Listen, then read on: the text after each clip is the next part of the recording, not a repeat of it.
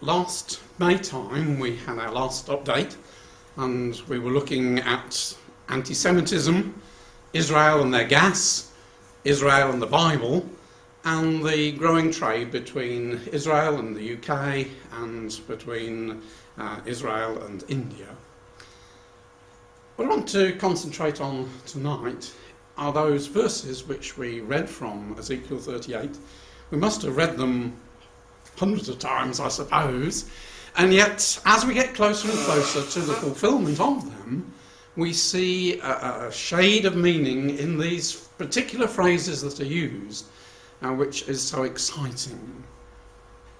But before we go any further, I just want to sort one matter out. It is important for us to realise that the Gogian invasion of Israel is not going to take place any time shortly. It's not going to take place this week, it's not going to take place next week. Because there is a life-changing event that has to take place before the Gogian invasion, before Gog, as we read there, comes down into the land of Israel. And that, of course, is the coming of the Lord Jesus to his household for judgment. And so it is important that we recognise that we shouldn't be looking for Gog, Russia, coming down into Israel as our sign that the Master is near, because that is going to take place some considerable time, I believe, after we have been called away to judgment. Now, this is a sequence of events which you've seen before, but let's just run through it again. I believe that the first event, as far as the household is concerned, is the return of the Lord Jesus and the call of the saints and the judgment of the saints. And at the same time, or shortly after that, is the Elijah work, which Malachi talks about. And it is at a time, as Ezekiel 38 was saying, when Israel will be exceedingly prosperous. And it is at that time that the evil thought comes into Gog's mind, and he comes down against Israel, and Israel as a nation are broken, and that is the signal for Christ and the saints to come up and destroy the enemy who have come against Israel, which is what the book of Revelation terms the Battle of Armageddon, and is dealt with in the rest of the chapter and in Ezekiel chapter 39. And Christ's first work is to establish the kingdom with Israel, to turn Israel, the remnant that are in the land, to baptise them into Christ when they realise that Jesus is the Messiah, in the language of Zechariah chapter 12. And then there's a call to the Jews to come back to their land, and this is Elijah's second work in gathering the Jews while there is warfare in Europe, but eventually all nations do submit and the kingdom is fully established. Now, if we try to apply a tentative timeline, I'm going to be very brief on this, but I think we can perhaps see a period of time from his return to his household to his return to his nation in saving them, that dramatic overthrow of the Gogian forces, of a time period maybe of 10 years. And at what stage Gog comes down into Israel during that period, we can't be sure. It could be that Gog is established in Jerusalem for a year or two, and Israel in very great straits. And then the revelation of Jesus to the world is something that flows on after the saving of the Jews, as he establishes himself as King of the Jews and sends the everlasting gospel to the nations to say, look, I am the King, you must submit to me. And we know there's a long period of warfare, especially in Europe, who resist him. And so a time period from the Battle of Armageddon to the kingdom being fully established could well be 40 years, making a total period of 50 years. So the great clash at Jerusalem is something which lies some way away. The Master will have come, and there will be several years after that before Gog comes down.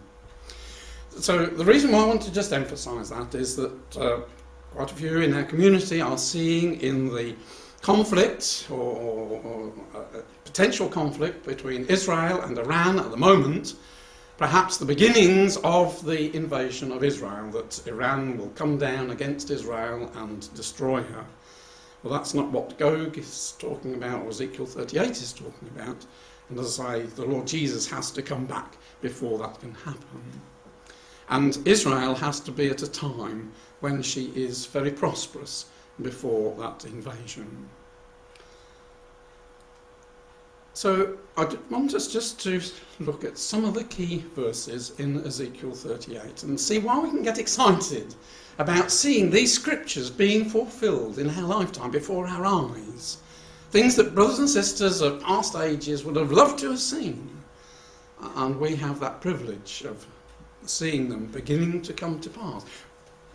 We won't see them in their completeness this side of the call to the judgment seat. But what is so interesting is that we can see great changes taking place. So when in Ezekiel 38 it talks about taking a spoil and taking a prey, art thou come to take a spoil, hast thou gathered thy company to take a prey, to take a great spoil, well, we can see that that is the potential that is coming. We can see the great wealth that lies at the feet of Israel, both offshore and onshore. And great changes can take place with the prosperity that will bring. And incidentally, just today, Netanyahu has called for elections on January the 22nd. So he is obviously seeing that he needs to have a stronger mandate than he already has, though he has a pretty strong mandate, in order to proceed with his plans. And again, when we read these words in verse 10, thus saith Adonai Yahweh, it shall come to pass that at that same time shall things come into thy Gog's mind, and thou shalt think an evil thought.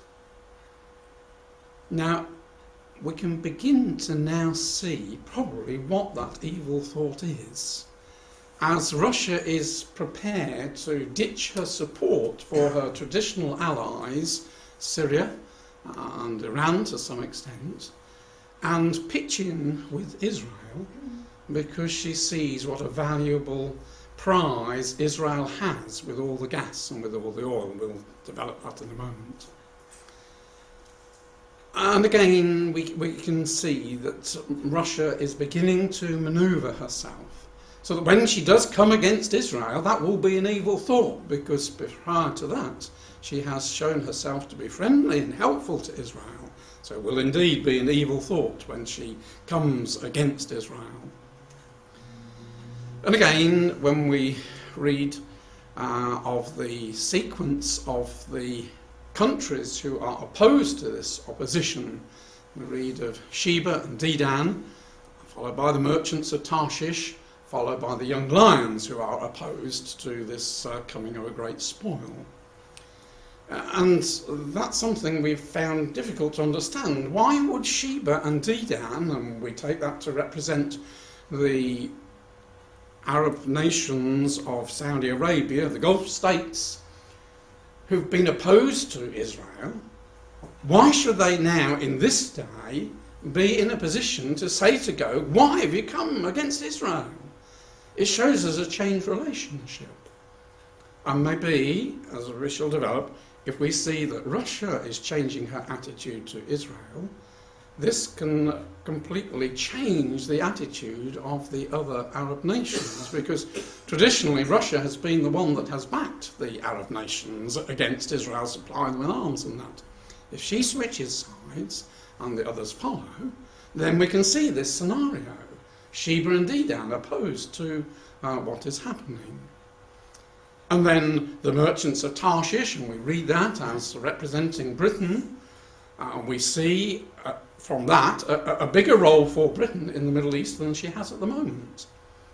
And again, perhaps with the American elections and Obama being less interested in Israel, and we don't even know if he's going to win the next election, and Romney's an unknown entity, again we can see America still one of the young lions, still working in the region, still friendly with Israel, but not to the same extent.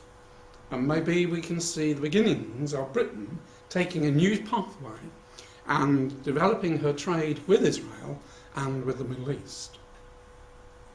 So, as I say, we see these great changes, and we can now see the correct sequence, perhaps, of what Ezekiel had to say, and understand why he put Sheba and Dedan first, which is so surprising to us, but reflecting a new situation.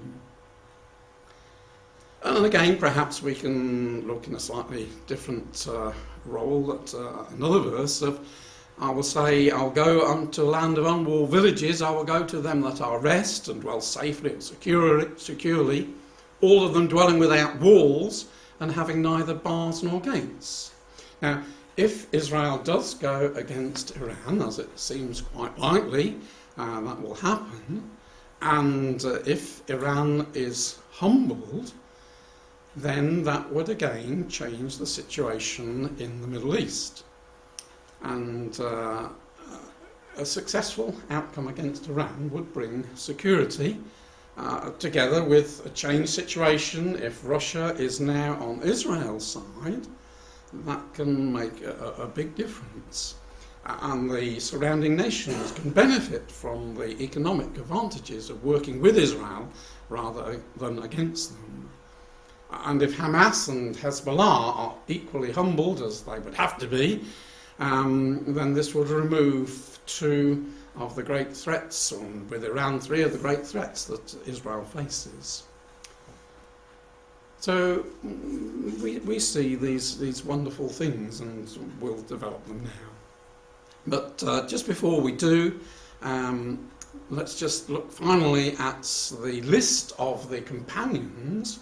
We note that Persia is there, modern-day Iran, is top of the list. But it's top of the list, not of the main aggressors, it's top of the list of the companions of Gog. It's Gog that comes against Israel, it's not Iran that comes against Israel. She is one of those nations that join the bandwagon and work with Gog to come against Israel, but she's not the leader of it. And so I can see from understanding of the scriptures that Iran has to be curbed. She is wanting to be the aggressor here and now, but that's not God's plan and purpose. So she has to be curbed until the time is ripe. So these are the matters that we will explore, but I just want to take just one thing from Daniel chapter 2, which will deal with another aspect which we're not going to deal with, but it will just be helpful, I hope. The image that Nebuchadnezzar saw is about to stand on its feet. It has never stood up on its feet before. The constituent parts have been assembled over the millennia. But for one time and one time only, it stands upon its iron clay feet. And we can see that it is necessary for the nations to get into the right foot, as it were, the western foot or the eastern foot. And if we look at the division in olden times in the Roman Empire between East and West, which ran down through the Balkans, we can see that the country of Greece belonged to the eastern leg and not to the western leg. At the moment, Greece belongs to the EU and therefore to the western leg. And so we can see in the financial troubles that are sweeping Europe, the work of the angels to break Greece away from the Euro and eventually from the EU and align her with the eastern leg rather than the western leg. And it's interesting to see the role of Israel in the pulling of Greece away from the western leg. Traditionally, Israel was very friendly with Turkey. Great friendship, a lot of trade between the two countries until just 2 years ago. And now, because of the incident of the sending of the ships, the Mavi Marmara incident, Turkey has broken her friendship with Israel, and Israel has developed her friendship with Greece. Now that took place, the beginnings of that friendship, and we see how the angels work behind the scenes. The beginning of that friendship between Israel and Greece started in February 2010 with what the world will call a chance meeting, but we believe this was angelic hands. The former Prime Minister of Greece, George Papandreou, was in Moscow at the same time as Benjamin Netanyahu. And the pair of them happened to go to the same restaurant in Moscow one night, and they joined forces. And Papandreou said to Netanyahu, my country is in a terrible mess, but you've had experience of changing Israel from an economic basket case to a very successful country. Can you give me some advice? And from that chance meeting, a friendship developed. So that when in May time, the incident with the flotilla with Turkey, when that broke, the pathway, as it were, to this newfound friendship between Israel and Greece was formed. And as a result of that change of alliance, Israel became interested in southern Cyprus. As long as Israel was friendly with northern Cyprus, the Turkish side, she didn't have an awful lot to do with the southern side, which was Greek, because there was deep division between north and south. And so this breaking of the Turkish friendship and the development of the Greek friendship brought about Israel being much more interested in southern Cyprus. And of course there's a lot of oil and gas wealth there, and Israel has been helping Turkey to develop these things. And so Greece and Cyprus are being drawn towards Israel. At the same time, we can see Russia working behind the scenes to play an influence. She has been offering loans to both Greece and to Cyprus. And we can see the beginnings of the pathway which will draw both Greece and Cyprus from that western leg into the eastern leg. Now, we haven't time to develop that anymore.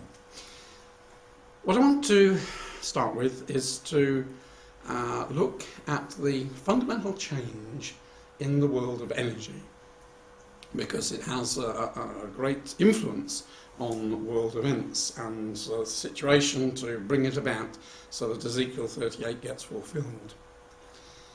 Remember, the OPEC members, the original 6 OPEC members, used their influence in the time of the Yom Kippur War in 1973 and pushed up oil prices and brought havoc to the economies of the Western world.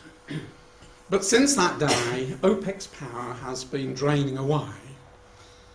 And they've 2 great challenges to their influence and power.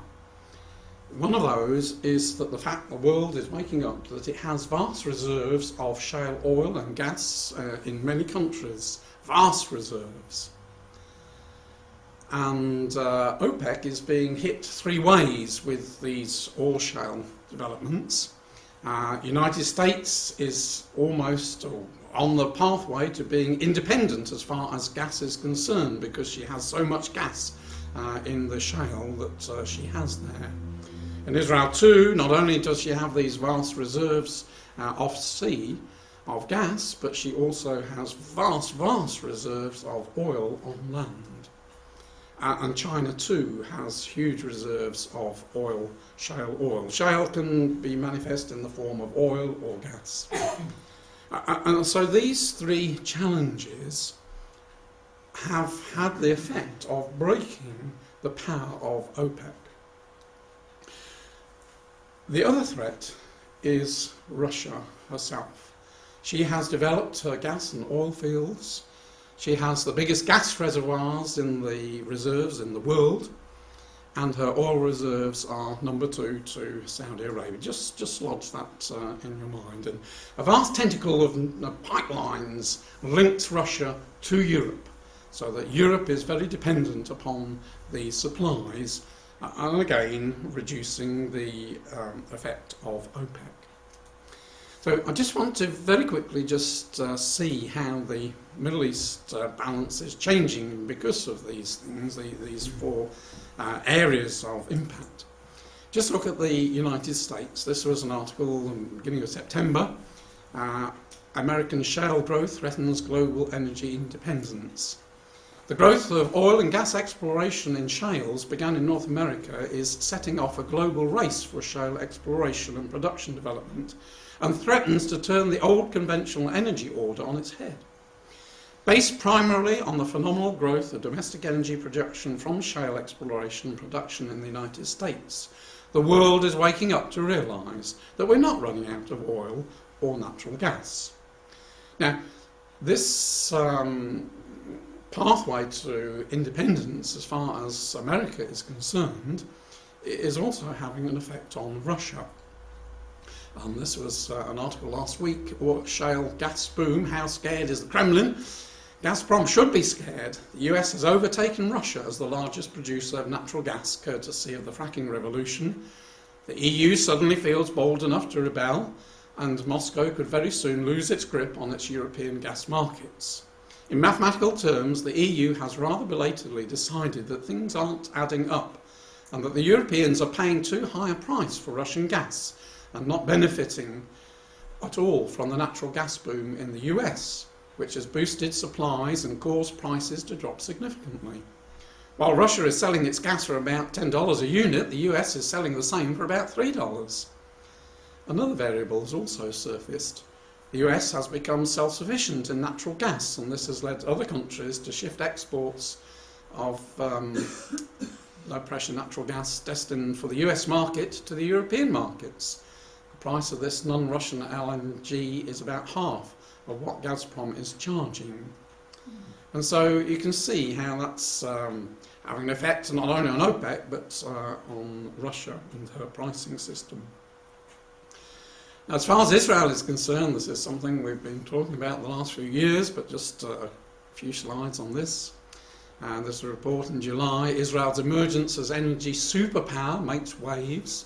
The emerging new energy picture in Israel has the potential to be one of the biggest news developments of the next 10 years. Potentially, the energy revolution and the change in Israel's outlook have more geopolitical implications than the Arab Spring. Many obstacles exist, and in a best-case scenario, some time must pass before the full consequences of the world's new energy geography make themselves felt. But if production from the new sources in Israel and elsewhere develops, world politics will change. And this is one from the Financial Times, end of August, Field of Dreams. The recent discoveries are so large and have come so swiftly that some Israelis are having difficulty adjusting to the new reality. Even hardened energy executives speak of a miracle when discussing Israel's natural gas story. With reserves of almost 280 billion cubic metres of natural gas, the Tamar field is a hugely valuable asset for the Israeli economy. Discovered in January 2009, it was the biggest gas find in the world that year, and by far the biggest ever made in Israeli waters. In December 2010, Tamar was dwarfed by the discovery of the Leviathan gas field, some 20 miles further east, the largest deep-water gas reservoir found anywhere in the world over the past decade. The two fields, together with a string of smaller discoveries, will cover Israel's domestic demands for gas for at least the next 25 years and still leave billions of cubic metres for sale abroad. The government's take from the gas fields alone is forecast to reach at least $140 billion over the next 3 decades, a staggering sum for a relatively small economy such as Israel's. Well, that was what we looked at in May, except I've upped the Tamar field because that has increased. And since May, we have to add Shimshon, which comparatively is a small field, but the pelagic field just off Haifa is another big field. And again, just to put it into its context, the UK's reserves of natural gas is 256 billion cubic metres. So even Tamar, one field in Israel, is bigger than the whole of the UK's natural gas reserves. And again, we've looked at the shale oil on land in Israel. Vast supplies there, estimated to be 250 billion barrels of recoverable oil from this shale oil. Now, we said that Russia was number 2 to Saudi Arabia. Russia's oil reserves, depends what you look at, and I've eventually found a whole long list where somebody brought all the different estimates together, and it ranges from 60 to 200 billion barrels. So Israel potentially has got more oil than Russia. As we said, shale can be in the form of gas or oil as far as Israel is concerned. Very fortunately for her, it's in the form of oil, very sweet oil, very high quality oil, because she's got lots of gas off sea, so it's good to have oil on land. So what a game changer that is. And not only Israel, but Jordan. There was an interesting article just a week ago that Jordan too has similar quantities of shale oil to Israel. Now, Cyprus is on the brink of being another large gas supplier. The Israelis helped the southern Cyprus government to explore, and the Aphrodite well has got an estimated capacity of 144 billion cubic metres.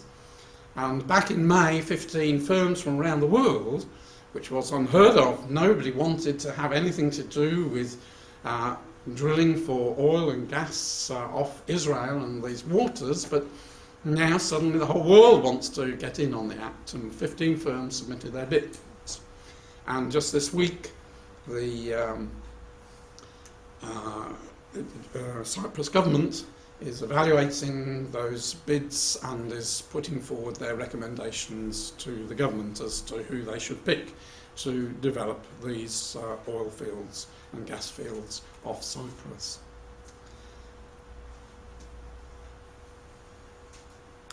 One thing that Israel is keen to do is to export the gas that is there, not only off Israel but off Cyprus.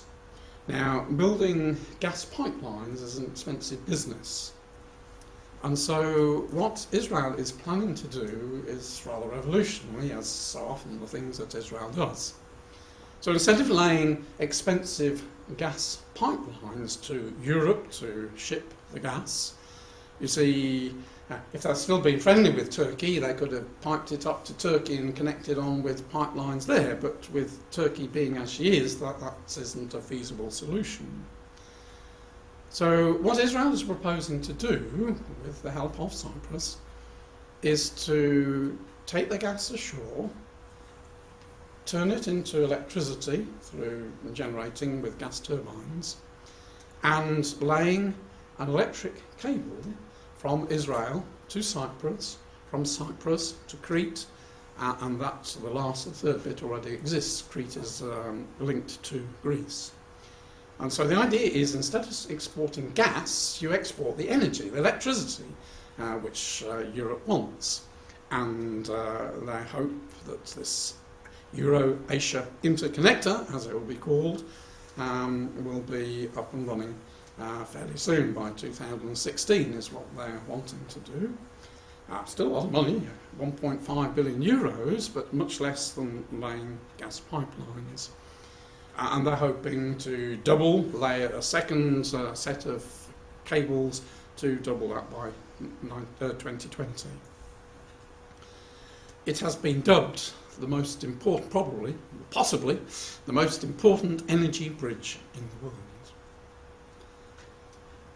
Quick look at China, just one slide there. China's about 36,000 billion cubic metres of shale gas, which is more than America has. But you can see the vast quantities that are now being produced from shale with the new techniques that have come on board.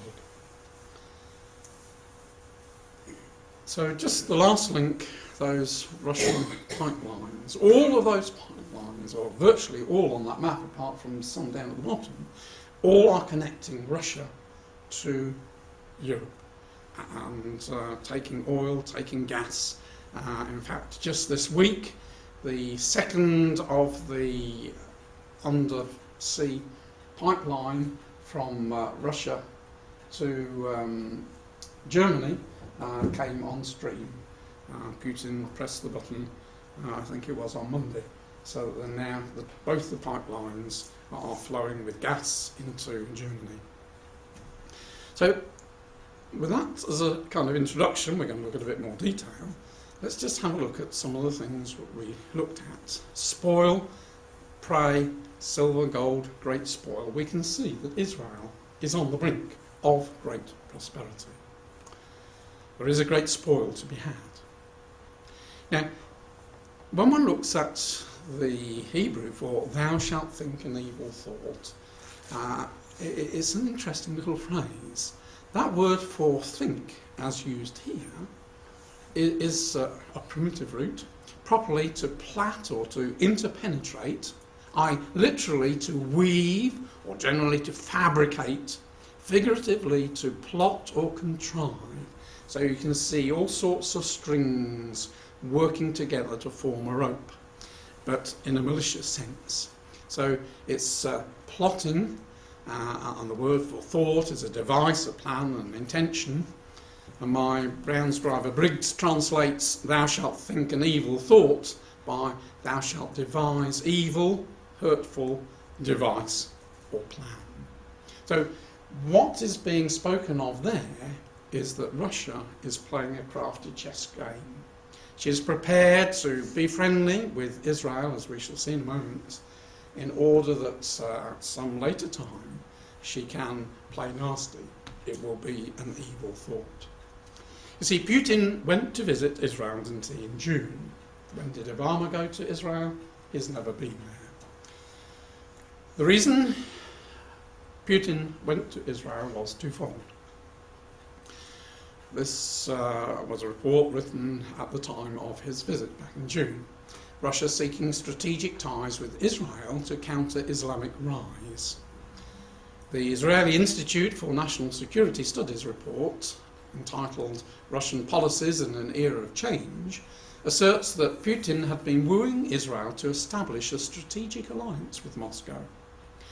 Moscow was looking to Israel and other Western aligned states in the Mediterranean to counter the rising power of Islamic states, particularly Turkey. Also emerging is Russia's interest in promoting strategic cooperation with Israel, thereby establishing a new regional political axis with the possible inclusion of other nations. And when I looked at the report, it was Greece, Cyprus and the Balkans. Now, the other area that Putin was coming to Israel for was energy. Visiting Russians are seeking cooperation in energy and in space. The most important item raised between Putin and Netanyahu on Monday was an offer by Russia's state-owned energy company Gazprom to join in developing Israel's offshore gas reserves. The largest extractor of natural gas in the world and Russia's biggest company, Gazprom, wants to open a local subsidiary that will engage in drilling and offshore and onshore pipeline operations. So that was in June. This is a report at the beginning of September. Now, I'll warn you now, this is the longest quote I've ever done. It goes on for quite a few slides, but it is so interesting. And it's interesting, it was in a Canadian paper. We know that Canada has very strong links to Israel. The Prime Minister is very pro-Israel. But just look at the implications of what is here. For over 30 years, Israel tried swapping land for peace with its Arab neighbours. Those wishful political plays didn't work out so well, but Israel's latest foray, a hard-headed deal with Russia for cash and future considerations, holds more promise. In this unfolding new deal, Israel parts with a share of its lucrative offshore gas field in the Mediterranean, while Russia parts company with Israel's enemies in Syria and Iran. Russia secures quite separate gains. Win-win for Israel and Russia, lose-lose for Israel and Russia's various rivals. This unfolding deal promises to be a diplomatic and business masterstroke for both parties, and shows how, when the energy business is at play, geopolitics is often the driver. Today, Russia faces two new threats to its hegemony over the European market. Exports of gas to Europe from Israel's vast offshore finds in the Mediterranean Sea, and continental Europe's own finds in the form of enormous shale gas reserves. Enter Gazprom Israel, a proposed subsidiary of Russian government-owned Gazprom, the world's largest natural gas company. According to reports in the Israeli and Eurasian media, the Israeli government has agreed to give the Russians a stake in the Mediterranean find, and also to increase the amount of gas allowed to be exported. With this deal, Russia would be cutting itself into any sales of Mediterranean gas to Europe, or, possibly better from Russia's point of view, it could persuade Israel to instead sell Mediterranean gas to Asian markets. Either way, Russia would retain the dominant role in Europe that underpins its national pride. As for Israel, the benefits of aligning itself with Russia's economic interests would be immense. Over the past half-century, Russia and Russian arms have been a mainstay of Arab nations and Muslim terrorists that sought Israel's destruction. In recent years, Russia's attitude toward Israel has become more nuanced, partly because Russia wants Israeli intelligence on Islamic terrorists targeting Russia, partly because Russia wants Israel's state-of-the-art arms, such as the unmanned aerial vehicles. 2 years ago, the two countries signed a military cooperation agreement, followed by a sale of Israeli UAVs to Russia. It was also followed by Russian willingness to withhold arms sales to Syria and Iran that would undermine Israel's military supremacy, such as the $1 billion sale to the Iran of Russia's much-vaunted S-300 anti-missile system. I said it was long, quote. With Israel becoming a major energy exporter, able to upset Russia's dominant role as a gas supplier in Europe, Russia is tilting further in Israel's direction and further from Israel's enemies. And with Russia and Israel jointly developing resources off Israel's shores, Israeli gas fields will benefit in part from a Russian shield. Belligerents who have been menacing Israel's drilling rigs and other energy infrastructure, they include the government of Turkey as well as Islamist terrorists in Israel's neighbouring countries, will now think twice before an attack that could draw Russia's ire. In jointly exploiting Mediterranean gas, Russia stands to gain diplomatically, Israel stands to gain militarily, and both stand to gain financially. They say politics makes for strange bedfellows. Geopolitics can make for sound businesses. End of quote. Here was a report, that was the beginning of September. Here was a report 1 month ago, Battle over Israel's Newfound Riches. And this is from somebody from the Department of Israeli Studies. Israel has a Russian Academy of Sciences. And what he said was, Israel doesn't have enough experience in the field of gas exploration. Although the US might be a leading oil expert, it is still in its infancy when it comes to gas. Russia, on the contrary, has much to offer. It boasts vast expertise and the necessary infrastructure able to turn this project from fiction to reality. Still determined to maintain its positions in the Middle East, Russia might be seeking to forge an economic alliance with Israel that could develop into a political union. Well, just like in Old Testament times, we can see that Russia is trying to forge alliances with the neighbours around her. And it might bring temporary peace, it might bring temporary prosperity. But Scripture has told us that the time is going to come when Russia will think an evil thought, and any agreements that she has made in this matter to share things with Israel will suddenly turn around and she'll want them all for herself. And no wonder God calls this time of peace. We've looked at this several times before, but in Ezekiel 39 we know that God through Ezekiel looking back and says, well, this time of peace and prosperity for Israel is a time of trespass in my sight, because they have trusted not in God but in themselves, and that's why they've got to have their power broken to make them remember their God. So if our timetable is correct, then this period of prosperity and friendship between Russia and Israel, which will affect the whole relationship of the Arab nations with Israel, bring about the changes that Ezekiel talks about, then this all lies after the Lord Jesus has come back. And it's not difficult to see, and again we've talked about this before, that part of that work when the Lord Jesus comes back, is for Elijah to go and stir up the religious Jews in Israel, and there is a growing number of God-fearing Jews looking for a Messiah to come and not knowing who that Messiah is. But if Elijah is successful in stirring up the religious parties in Israel at this time, then one can see that that will stir the hostility of the nations. The nations don't like the Jewishness of the state of Israel. And if Israel acts against churches and mosques, then you can see a rallying cry, let's come against them. And Russia will be thinking her evil thought and saying, yes, this is my opportunity to take all this wealth for myself. That's why this verse is so interesting, seeing this changing role. First of all, it's Sheba and Dedan, and then the merchants of Tarshish, and then the young lions who are protesting. And a lot has got to change in order to bring Sheba and Dedan on side with Israel.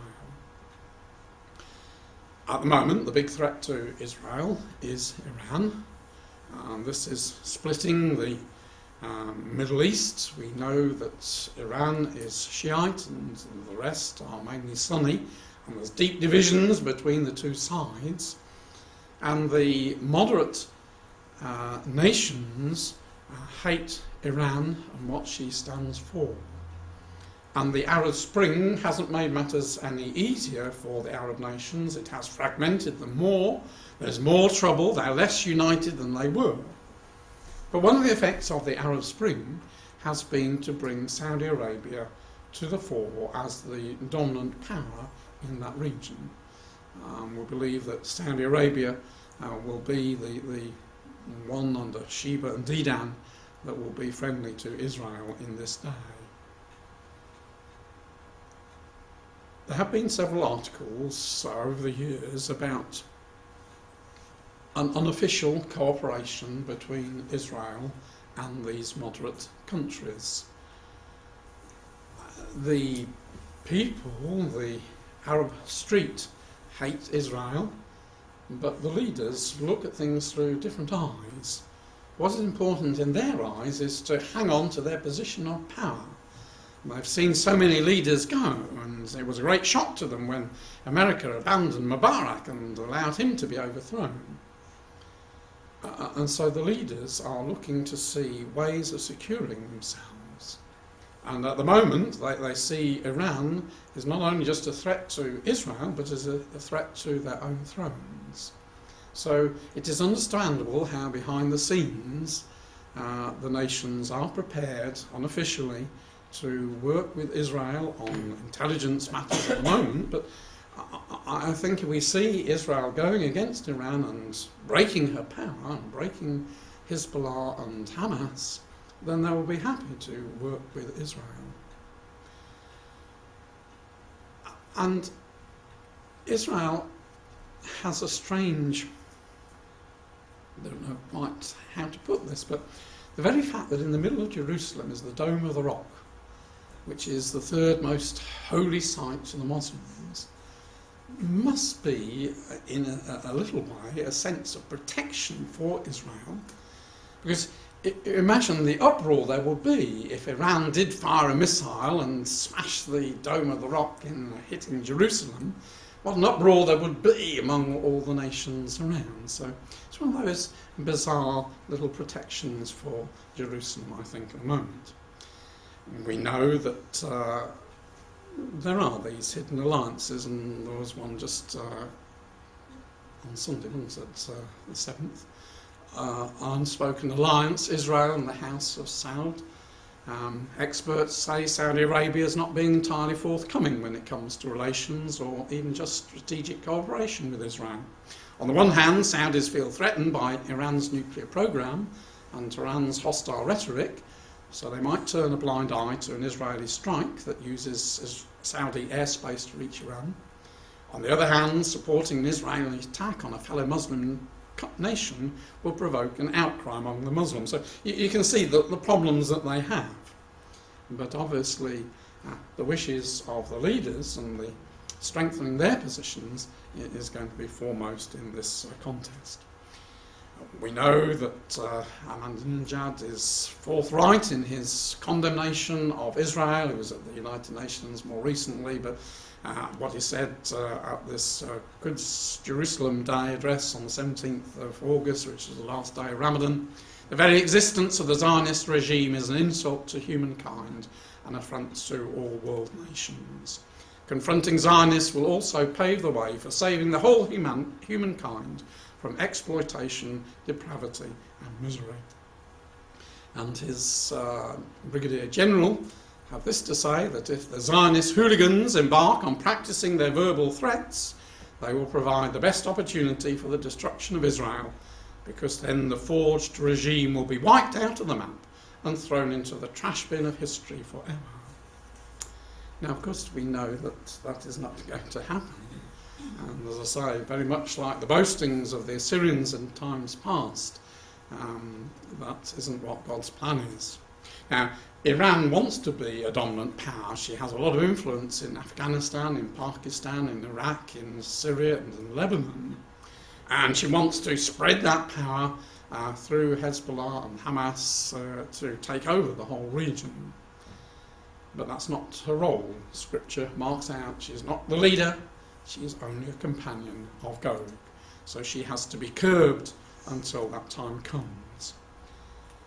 And so if Israel, as I say, is successful in curbing their power, then we can see that this development can take place of Israel dwelling securely without walls, having neither bars nor gates. It's interesting how Obama has done his best to stop Israel going against Iran. At least he wants it stopped until the American elections. He doesn't want to rock the boat. It looks as if Iran's about a year away from being successful in developing a weapon. Israel and Britain and America have been sabotaging her plants, and just recently there was quite a setback. But Iran is pressing ahead. She's using everything she can. At the moment, there's a great feeling of hostility in Iran because their currency has absolutely plummeted. Its value has gone down and down and down, making all imports extremely expensive. There is a groundswell against Ahmadinejad at the moment, and it looks likely he is due to his term of office finishes, I think, next March or April. He may be booted out before that time comes, but we know not. At the moment, the world is expecting Israel is going to act. And remember that in the middle of September, an armada of British naval power massing in the Gulf as Israel prepares an Iranian strike. Well, there was naval power there, but it was mainly American naval power, but this was written by the Telegraph, so British aren't in it. An armada of US and British naval power is massing in the Persian Gulf in the belief that Israel is considering a preemptive strike against Iran's covert nuclear weapons program. And 25 nations all came together with an unprecedented show of force as Israel and Iran moved toward the brink of war. So it was a 12-day exercise. So that exercise has now come and has now gone. It was interesting that a lot of the ships are still in the region. The two huge American aircraft carriers are still on site.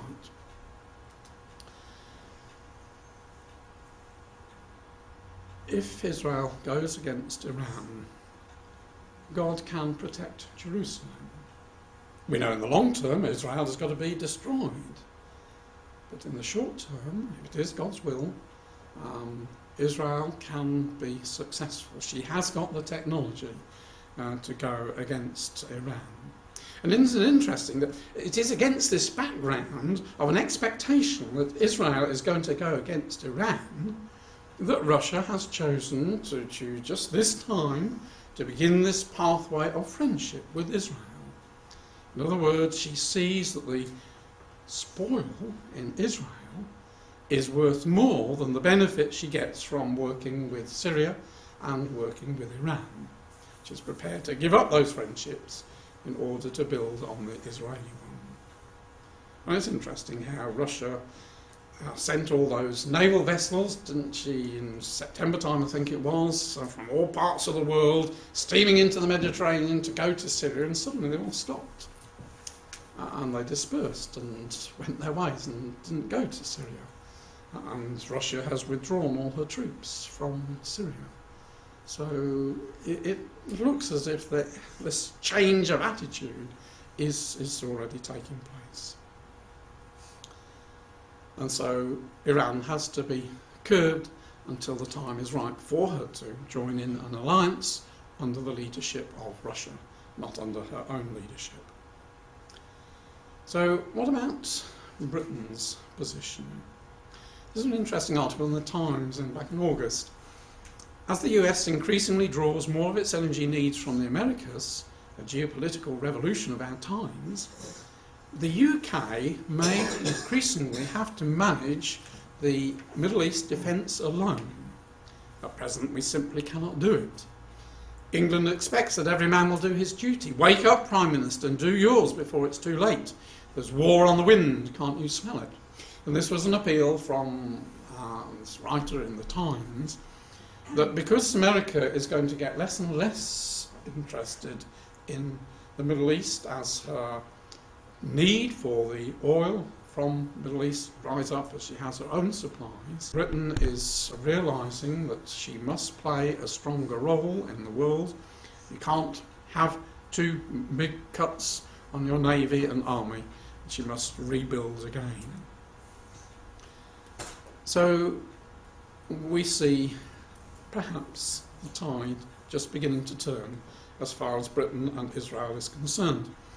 And it's interesting how, as the merchants of Tarshish, this is what Britain is doing. She gave up being a merchant because she was so enamoured with the EU. She's now realising she's got to go back to being a merchant power of trading around the world with her Commonwealth countries. And so she's starting to rebuild those links. And the trade between the UK and Israel is one of the target markets, and it is growing. The total value of trade and services between Britain and Israel is now well over $8 billion a year. Britain is now Israel's largest export market after the US. And Israel is a remarkable success story for British exporters. And in fact, there have been a series of initiatives to build trade between Israel and the United Kingdom.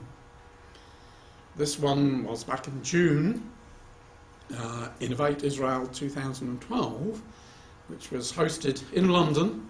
It was one of Europe's largest high-tech conferences aimed at enhancing the strong connection between the UK and Israel in innovation. It was attended by over 500 business leaders, investors, decision makers and government representatives. And that was followed by another one, Text Change. This is a report in September.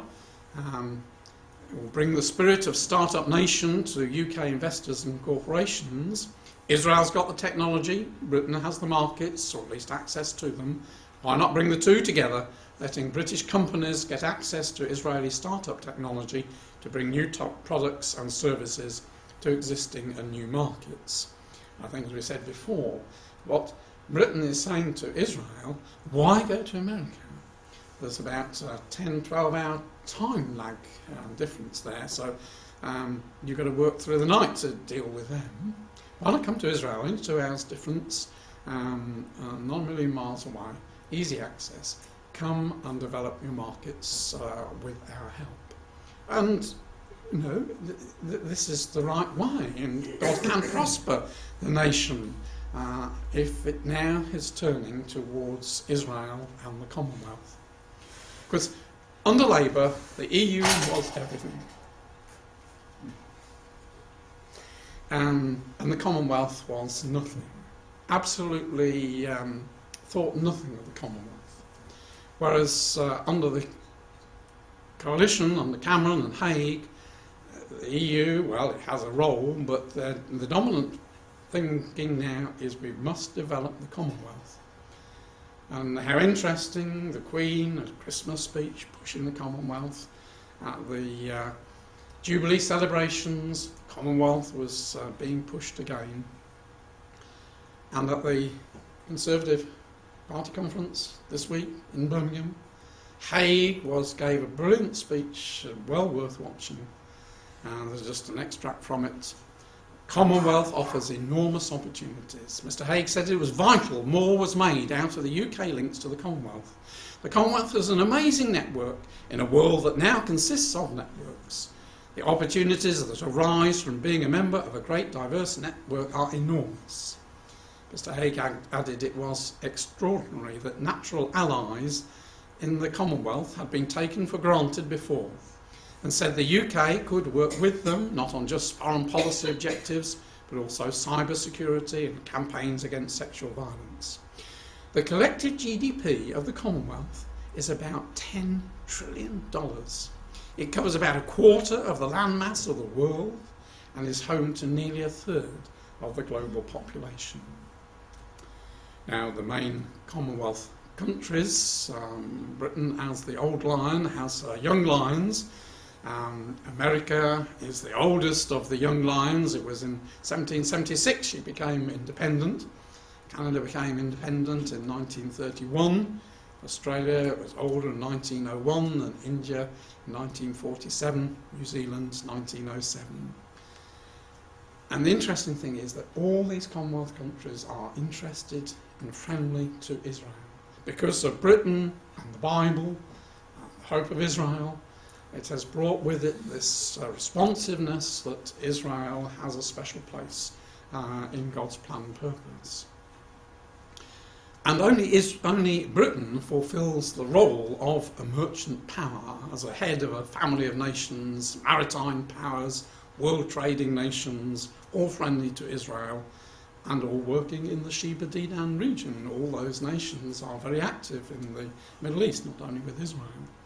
And there's no other nation on earth that fits the description of the merchants of Tarshish having young lions. And so, brothers and sisters, this is my last slide. Jesus gave signs to his generation. He said, when these things begin to come to pass, then look up and lift up your heads, for your redemption draweth nigh. And we, brothers and sisters, have got so many signs because we are living in the end of time and the kingdom's about to come. There are so many things happening which we can see with our own eyes. And we have to lift up our heads. Our redemption is much nearer than when we were first baptized. The Lord Jesus can literally come back at any time, brothers and sisters. So let's take encouragement from the signs of the times and look and long and pray that our Master might be here, that the rest of God's plan and purpose might unfold, and this earth be turned into the paradise that God intended at creation. Thank you.